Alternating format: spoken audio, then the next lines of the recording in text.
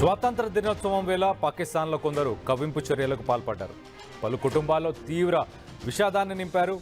పాక్ ఆర్థిక రాజధాని కరాచీ వ్యాప్తంగా వేడుకలు చేసుకున్న సమయంలో ఈ ఘటన చోటు చేసుకుంది. నిర్లక్ష్యంగా గాల్లోకి కాల్పులు జరపడంతో 8 ఏళ్ల చిన్నారి సహా ముగ్గురు ప్రాణాలు కోల్పోయారు. 64 మంది తీవ్రంగా గాయపడ్డారు. ఈ దుర్ఘటనలో పాకిస్తాన్ ఒక్కసారిగా ఉలిక్కిపడింది. స్వాతంత్ర దినోత్సవం సందర్భంగా అర్ధరాత్రి 12 తర్వాత కరాచీ నగరం తుపాకీ మూతలతో బాణాసంచా చప్పుళ్లతో దద్దరిల్లింది. కరాచీలోని లియాఖతాబాద్, కోరంగి, మెహబూబాబాద్, అఖ్తర్ కాలనీ, బల్దియా, ఔరంగి టౌన్తో పాటు అనేక చోట్ల గన్ ఫైర్ జరిగింది.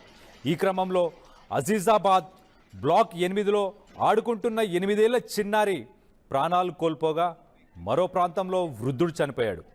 మరో ఘటనలో కోరంగి ప్రాంతంలో స్టీఫెన్ అనే వ్యక్తికిపై తూటా దూసుకు వెళ్లడంతో అతను అక్కడికక్కడే మృతి చెందాడు.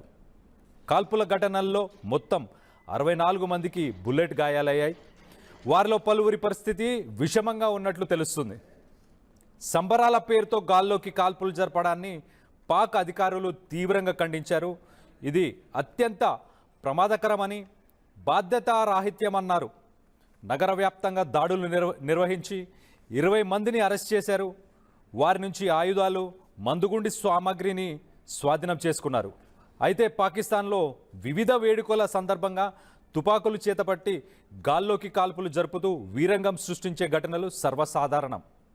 గత ఏడాది కూడా స్వాతంత్ర దినోత్సవం సందర్భంగా జరిగిన తుపాకీ కాల్పుల్లో దాదాపు 95 మంది గాయపడ్డారు.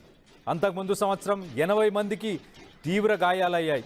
తాజాగా జరిగిన దుర్ఘటనల్లో 3 చనిపోగా 64 మంది గాయపడ్డారు.